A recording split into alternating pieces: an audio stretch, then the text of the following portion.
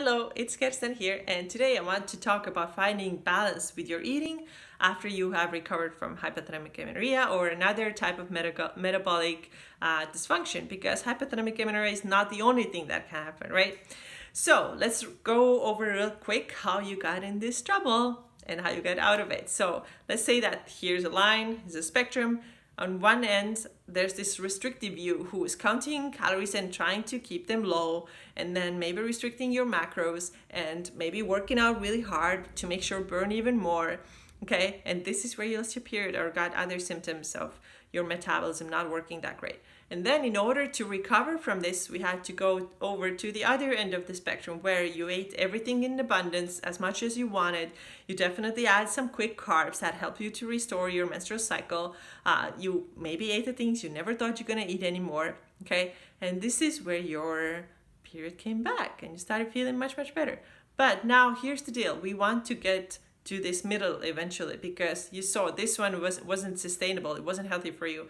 And staying on this other side is not going to be healthy for you either if you do it for a very long time. So you want to meet somewhere in the middle. And so how do you start doing it? So I have 3 tips for you today. How do you start eating balanced way after you've recovered from hypothalamic amenorrhea or another type of metabolic dysfunction? So my first tip for you would be, don't restrict your favorite things ever anymore. So as you probably remember, when you were in this side of the spectrum, a lot of times you were restricting stuff because chocolate's bad, candy is bad, cookies are bad, sugar is terrible, carbs are bad, blah, blah, blah. You had all these things that, you never allowed yourself to have this little bag of tortilla chips or this little piece of chocolate. And then you went over to the other side once you realized that you have to get over it and you have to start eating them. It's okay to eat them. Then you probably had too much of them. So how does the middle look like?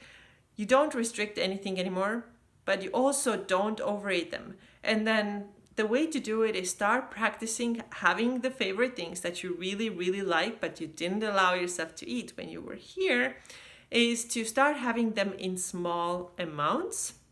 Okay, so that you can have a little bit of it so you don't feel completely deprived, but you're not going to go over to this other side every time either when you have them, so you don't overindulge in them either. So maybe you're take your favorite thing, whatever it is. Mine was always chocolate. I knew that if I have a little bit, I'm going to overeat it. It doesn't happen anymore because I started having okay, I'm going to have 1 piece of chocolate after my lunch, and then I'm going to save the other one for later after dinner. Or I would have protein bar and also the same thing. Let me have half now, and then I'm going to have half later. And the way you do it is you actually just start trying it. See, maybe you can cut your protein bar in half and try to have a little bit and then see how it tastes. You probably really enjoy it. But if you do it slowly, then you also notice that with the next bite, it's not as awesome anymore. And if you had the 3rd and 4th and 5th and 6th bite, then by the time you got to the sixth bite, it actually doesn't taste that awesome anymore. You're like, okay, I'm actually done. And this is how you start. And then you don't have to wait until you get to the 6th bite. You can enjoy your first half of the bar or the chocolate bar. And then oh, it's so cool. I have a little bit more left for later. I can have the second half after I've had dinner. So start practicing things like that. And by the way, it doesn't mean that you're never going to have a full protein bar anymore, because sometimes you want the whole thing and sometimes you're hungry for it. And sometimes this is all you have. It's convenient. That's all you have in your hand. So you just have it. But for the most part, start practicing. See how it feels to have a little bit of it and kind of really slow down and try to enjoy it. And then you see that, okay, I'm actually pretty good. I don't need all of it. So now you have totally won in this situation. You're not depriving and you're not overdoing either. Okay, that was my first tip. It was kind of long, but it was my first tip. All right, the second tip is that don't try to be perfect, okay? So a lot of people who have hypothalamic amenorrhea are perfectionists. Everything has to be their way, perfect. I don't want to eat out because then I don't know what's in this meal. I have to make my own food. I have to know what exactly is in here. I have to measure my portions. And then when we go to this other side of the spectrum, we're like, all right, give me whatever, and then I'll eat it, and it's all good. But this doesn't last long either without making you feel a little bit sick if you overdo it. So Stop trying to be so perfect, and again, allow yourself more flexibility and be okay if things don't always go the way you were planning. Okay, so for example, you're at a restaurant, you look at the menu like, holy cow, there's nothing I can have here because this food has this and this has this bad thing and the third one has this bad thing. There's no way I can have anything. Forget it. This is not true. There's always something you can find. Even if you go to McDonald's, you can order a salad. There's in most places, there's something where you can have that's reasonable, that's good, that's filling, and you don't have to leave the place hungry and everybody else ate and you left hungry because you were so perfect that you couldn't make up your mind what to have, and then you're like, I'm not gonna have anything because everything is so bad. So get rid of that. Try to be more flexible and think, okay, nothing bad is gonna happen if I'm gonna eat one imperfect meal. What's the big deal? It's one meal and you're probably eating 25 to 40 meals a week. Not a big deal, really. Okay, so stop being so perfect all the time and allow more flexibility to your life and to your diet.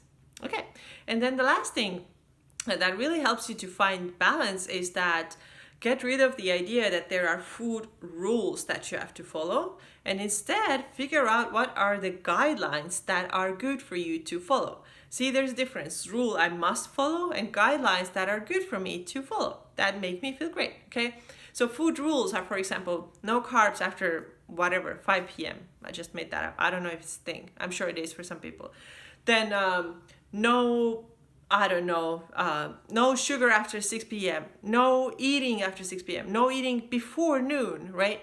These are rules. Who came up with them? You didn't. Somebody told you and you listened.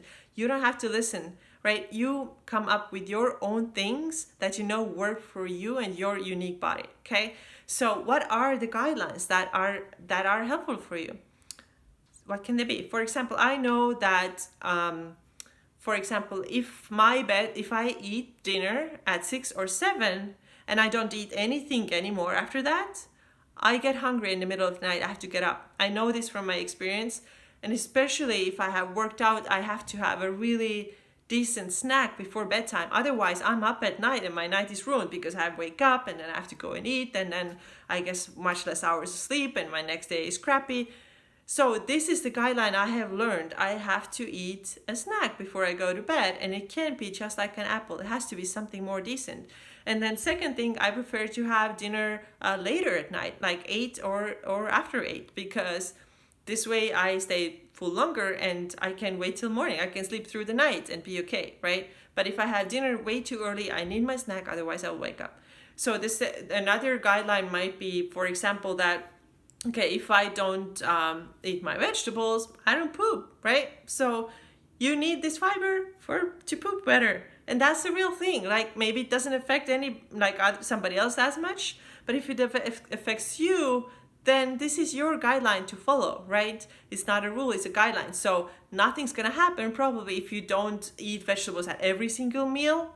That's fine, right? And then, just be okay with it. You can do better at your next meal, but overall know what works for you and forget about rules that somebody else told you to follow. Okay, this has been way longer than my usual videos, but I hope it was helpful. So let's go over this real quick one more time. How do you find the balance? First of all, start eating your favorite snacks and treats and sweets in small amounts. Don't leave them out. Don't go crazy with them, but start having them small amounts. Experience with having a couple of bites, putting it away, and maybe coming back to it later. That's my first advice. Second, try not to be so perfect all the time. You can find some things to eat, and most places your meals don't have to be perfectly balanced all the time. It's okay to have more flexibility, and it's going to be, in a long run, it's going to be way healthier for you in a big picture than trying to do everything perfect, okay? And then my last piece of advice for you was not to have strict diet rules, which a lot of times are from somebody else that you don't even know. Instead, have your own personal guidelines that you know that work for you. Okay, that's it from me. Thank you so much for following me for such a long time. It's almost 10 minutes. But I hope this was helpful, and have a wonderful day. Let me know what else you want me to talk about, and I'll talk to you soon. Bye-bye.